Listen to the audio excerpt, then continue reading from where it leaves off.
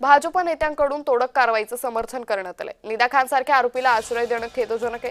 मंत्री चंद्रशेखर बावनकुळेंकडून कारवाईचं समर्थन करण्यात आलं। महाराष्ट्रात जिहाद केल्यास देवाभाऊंचा बुलडोझर चालणारच। नितेश राणेंनी मतीन पटेलच्या घरावरील कारवाईवर ही प्रतिक्रिया दिली आहे।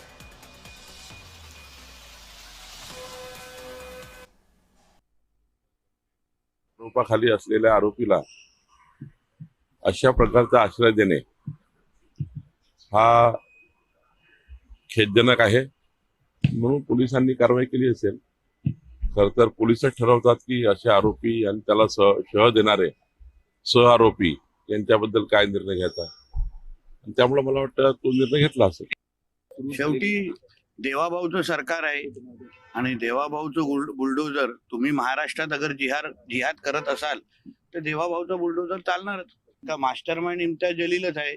या पद्धतीने निदा खानच्या संदर्भात सातत्याने तिची बाजू घेण्याचं काम, म्हणजे जिहादच्या बाजू घेण्याचं काम हाच इम्तियाज जलील करत होता। महाराष्ट्र को हरा कर देंगे म्हणणारा हाच इम्तियाज जलील होता। तर त्याची जागा बाहेर नाही, जेलमध्ये आहे। आणि मला वाटतं की लवकरच तो नारळ फुटेल।